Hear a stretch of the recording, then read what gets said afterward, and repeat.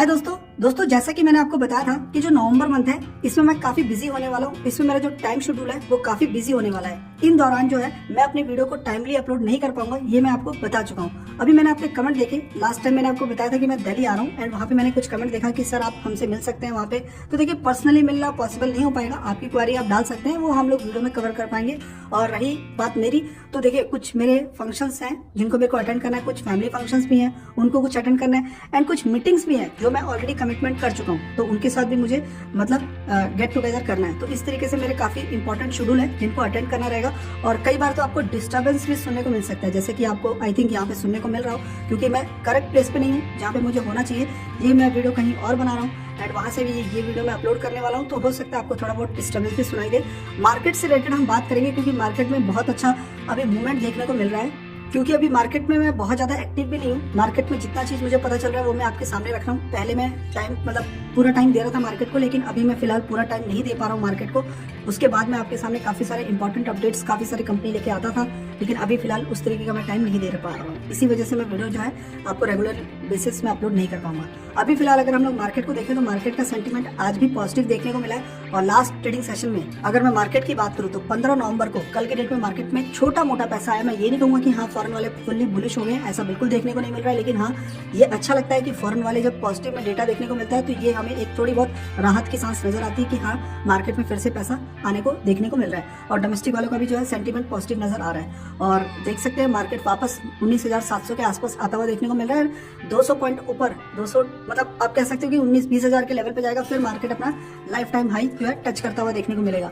तो यहाँ पे दोस्तों मैंने क्या किया है, मैं कुछ ऐसी कंपनी यहाँ पे आपको बताने वाला हूँ जिनके अभी क्वार्टरली नंबर जो आउट हुए थे, Q2 के जो नंबर आए थे, बड़े ही अच्छे नंबर देखने को मिले, मुझे बहुत पसंद आए, मार्केट को भी बहुत पसंद आए हैं। जो इन्वेस्टर है, मैं वो नहीं बोल रहा हूँ कि ऑपरेटर ने लेके भगाया क्यों नहीं, मैं बोल रहा हूँ इन्वेस्टर के पॉइंट ऑफ व्यू से मैं बात कर रहा हूँ। एज ए इन्वेस्टर, हम एक इन्वेस्टर है, हमें कंपनी के नंबर कैसे लगते हैं उनको ध्यान में रखते हुए उन्हीं कंपनी को मैं यहाँ पे कवर करने वाला हूँ। मुझे ऐसा लगता है कि ये कंपनी अभी 25% डिस्काउंट पे देखने को मिल रही है, 25% डिस्काउंट पे एंड Q2 के नंबर बहुत अच्छे देखने को मिले। क्वार्टरली बेसिस तो जंप है ही, प्लस ईयरली बेसिस भी इन कंपनी में जंप देखने को मिल रहा है। तो मैं सिर्फ आपको यहाँ पे कंपनी के कुछ इंपॉर्टेंट पॉइंट रखूंगा जिससे आपको समझ आएगा कि हाँ ये कंपनी हमें क्यों फोकस में रखनी चाहिए। जिसमें सबसे पहली कंपनी मुझे ऐसा लगता है टाटा पैटर्न है, जो कि आप फोकस में रख सकते हैं। अभी क्यों देखिए 1855 पे अभी हम इसका प्राइस देख रहे हैं, ठीक है। और अभी मैं इसकी गिरावट देखूँ ना, हाई से सिर्फ हाई से देखिए कितना % की गिरावट है, करीब 25% की गिरावट है, राइट। ये 25% की गिरावट हम यहाँ पे देख पा रहे हैं और ये सितंबर से गिरा है। और सितंबर के बाद अभी कंपनी के Q2 के नंबर अभी नवंबर मंथ में हमने देखे, तो सितंबर से लेकर नवंबर तक ये स्टॉक 25% तक गिर चुका है। और कंपनी की जो ग्रोथ आई है उसमें अगर आप देखेंगे तो 23% की ग्रोथ कंपनी की सेल्स में आई थी, 23% की, और हर तरफ से कंपनी ने ग्रोथ दिखाया है। और कंपनी का प्रॉफिट अगर आप देखेंगे तो 21 करोड़ था पिछले साल, फिर उसके बाद ये 25 करोड़ और अभी 33 करोड़ थे। यहाँ पे भी बहुत अच्छी ग्रोथ है और उसके बावजूद कंपनी के स्टॉक के प्राइस में हमें गिरावट देखने को मिल रहा है। तो ये हम लोग के बहुत ही अच्छा एक ऑप्शन है, मौका है। अब यहाँ पे आप कुछ और भी क्वेश्चन अगर पूछेंगे तो मैं क्यों बोल रहा हूँ कि आने वाले अगर आप 1-2 साल का भी टारगेट रखते हैं इस कंपनी में तो एक अच्छा खासा थोड़ा बहुत पैसा बना सकते हैं। देखिए नेक्स्ट 2 साल की कंपनी के कुछ बड़े टारगेट है, कंपनी कुछ देख रही है आने वाले 2 साल में। सबसे पहले तो कंपनी करेगी वो 25% CAGR को मेंटेन करेगी, जैसा नंबर अभी हम लोग को देखने को मिल रहा है। मार्जिन कंपनी का 35 से 40% रहने वाला है, कंपनी उसको भी मेंटेन करेगी। सस्टेनेबल हाई मार्जिन है। कंपनी कह रही है कि वो जो डेट फ्री है उसको कंटिन्यू, उस स्टेटस को जो है कंटिन्यू मेंटेन करेगी, ये बहुत अच्छा है। और अपने जो ऑर्डर्स हैं उसको पाइपलाइन में कंटिन्यू जो है कंपनी ऑर्डर्स नए क्लाइंट को ऐड करती रहेगी। उसमें कंपनी का फर्स्ट फोकस अगर आप देखेंगे तो कंपनी का टारगेट है कि बड़े रडार रिलेटेड ये काम करने वाली, कम्युनिकेशन सैटेलाइट से रिलेटेड सैटेलाइट बिजनेस में कंपनी काम करने वाली है। और ये डिफेंस में बहुत ही इंपॉर्टेंट होता है, जिसको लेके एक बहुत अच्छा अपडेट अभी देखने को मिल रहा है, उसको कंपनी ने सामने रखा है। और कंपनी ने ये भी बताया कि 20 से 30 बिलियन वर्थ का इनको कॉन्ट्रैक्ट मिलेगा नेक्स्ट 3 से 4 साल के अंदर। बहुत मेगा ऑर्डर्स को मिलने वाले हैं एंड कुछ बड़े बड़े इन्होंने कोलैबोरेशन भी किए हैं जो कि एक्सपोर्ट और डोमेस्टिक मार्केट में इसको हेल्प देने वाले हैं। और कंपनी जो है ROE एंड ROC वो भी 20% से ज्यादा देखने को मिल रहा है, आप क्लियरली यहाँ पे देख सकते हो। और ये बहुत ही इंपॉर्टेंट डेटा ये कंपनी हमारे सामने रख रही है। तो कंपनी ने बताया कि जो गवर्नमेंट है, रिसेंटली गवर्नमेंट का जो अनाउंसमेंट आया उसमें कंपनी ने बताया कि जो डिफेंस एक्विजिशन है उसमें लगभग 7,800 करोड़ का जो है बजट रखा है सरकार ने। वो सिर्फ जितने भी इंडियन कंपनी है उसको वहाँ पे बिड डालना है, मतलब इनकी रिक्वायरमेंट है डिफेंस को, जिसमें आप एयरफोर्स कह सकते हो एंड आर्मी भी कह सकते हैं, नेवी भी कह सकते हैं। इनमें जितने भी कम्युनिकेशन सैटेलाइट से रिलेटेड जितना भी काम होगा ये इंडियन कंपनी को ही ऑर्डर मिलेगा।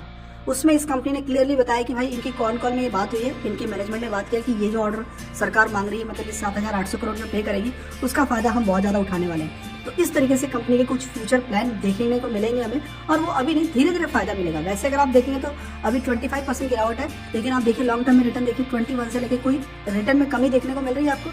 21 से लेके अभी तक 150% का रिटर्न कंपनी दे चुकी है, और ये एक फास्टेस्ट ग्रोइंग कंपनी है, one of the fastest growing company है डिफेंस एंड एरोस्पेस सेक्टर की अगर मैं बात करूँ इन इंडिया में।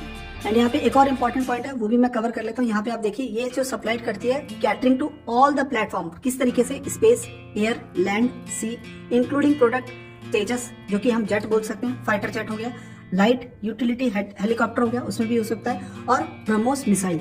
तो हम ये कह सकते हैं कि डिफेंस के तीनों, यहाँ पे तेजस भी इसके पास देखने को मिल रहा है, और नेवी के लिए सैटेलाइट और कम्युनिकेशन से रिलेटेड जो उनके लगते हैं उनको भी सप्लाई कर रही है, और हेलीकॉप्टर और तेजस ये डिफेंस आर्मी के लिए भी जा रहा है। तो तीनों जो डिफेंस के तीनों जो पार्ट है, आर्मी, नेवी, एयरफोर्स, तीनों को ये कंपनी अपने प्रोडक्ट सप्लाई कर रही है।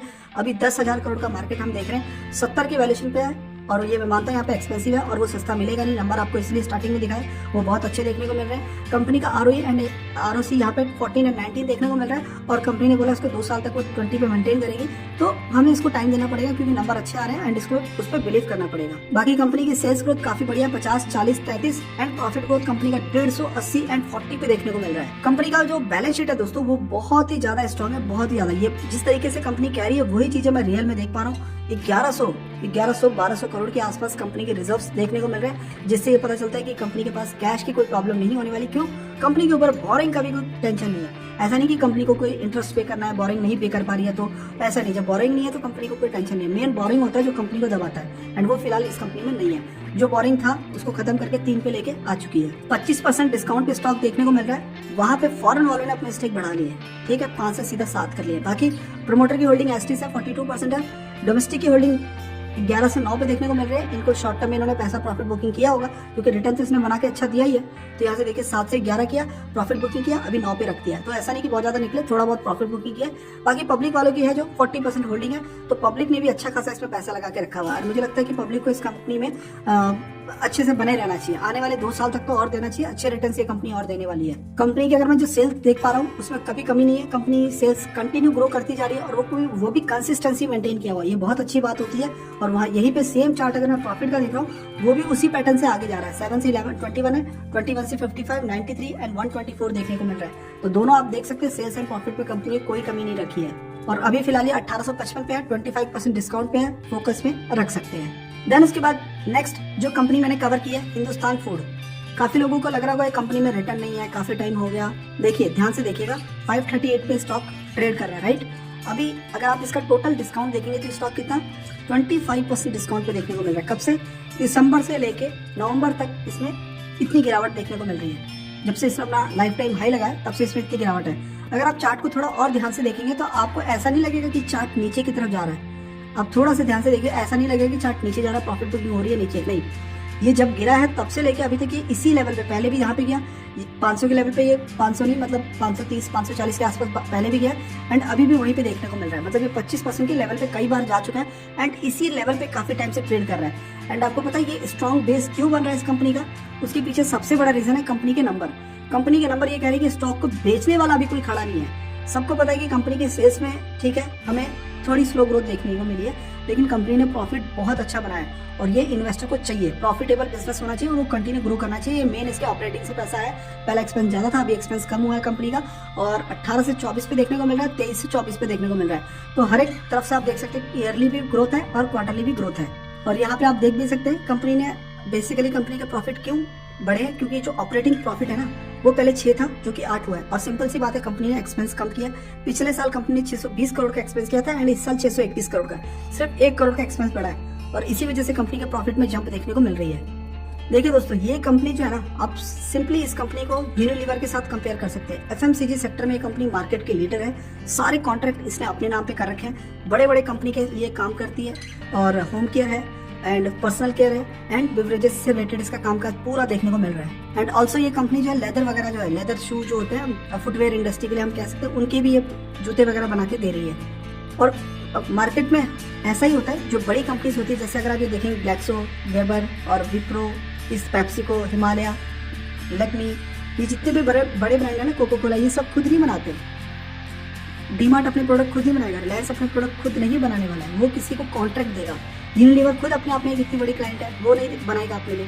तो ये सब क्या करेंगे, कहीं ना कहीं किसी को अपना ऑर्डर देंगे, एंड वो सारा ऑर्डर भी मैक्सिमम ऑर्डर कौन ले रहा है, सिर्फ हिंदुस्तान फूड ले रहे हैं। और फाइनली आपको याद होगा कि कंपनी के कुछ बड़े बड़े फैसिलिटी तैयार हो रहे थे, पैन इंडिया में कंपनी ने कुछ फैसिलिटी तैयार किए थे जिसके लिए कंपनी के ऊपर डेट था, राइट।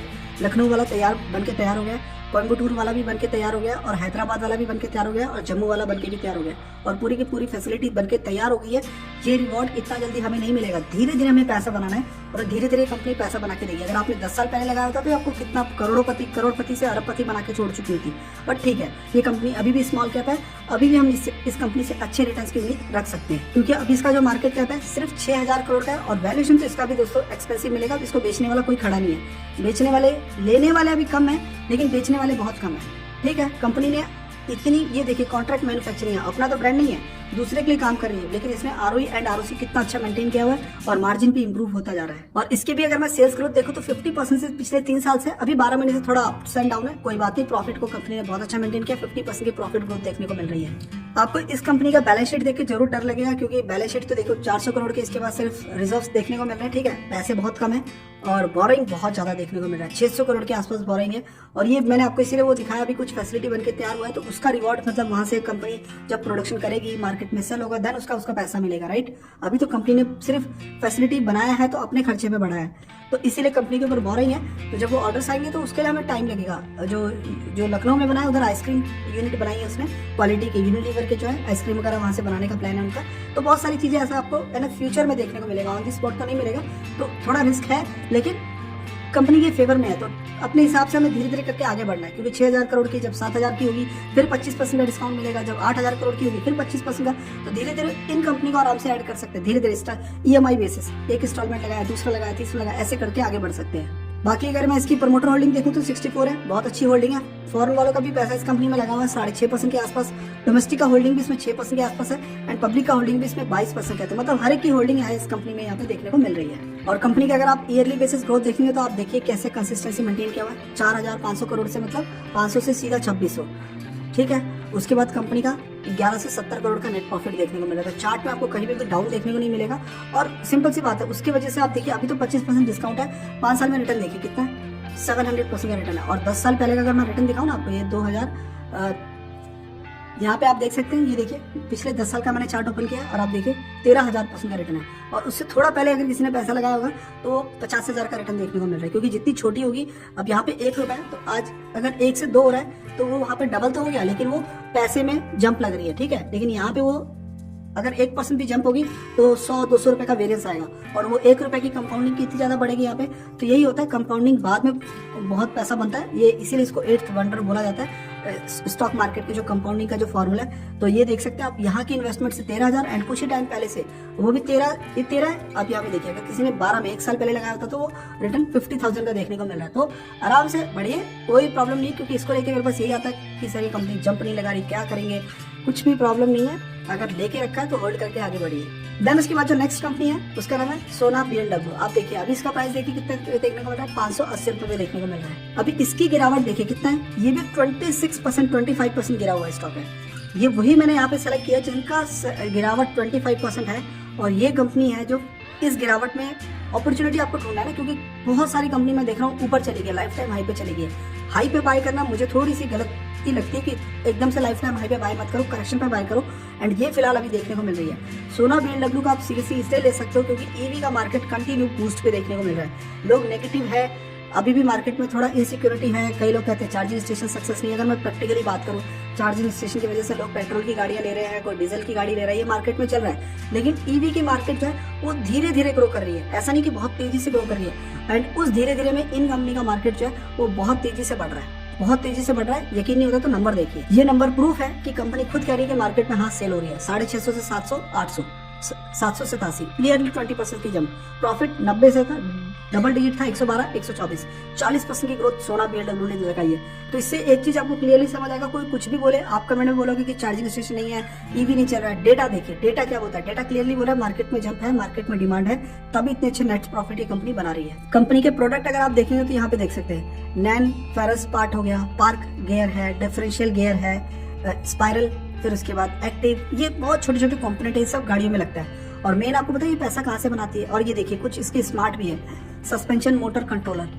देन उसके बाद इसको इंटेलिजेंट में इसको कंपनी काउंट करती है। 360 शॉट रेडार सेंसर ये कंपनी प्रोवाइड करी है, जो कि ईवी में बेसिकली कंपनी प्रोवाइड करती है। इनर कैबिन सेंसर वो ये कंपनी प्रोवाइड करने लगी है।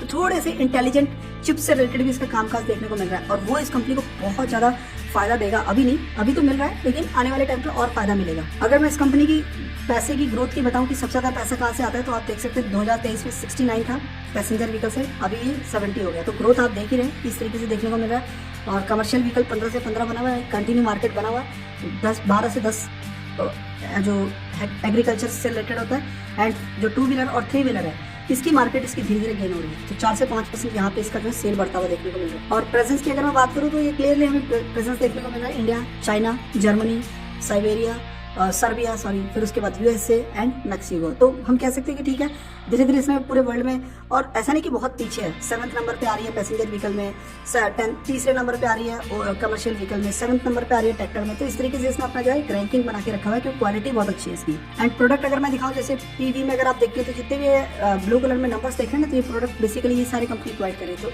इसका पीवी से सबसे ज्यादा पैसा आता है, पैसेंजर व्हीकल से ना सबसे ज्यादा पैसा आता है, बाकी कमर्शियल व्हीकल है।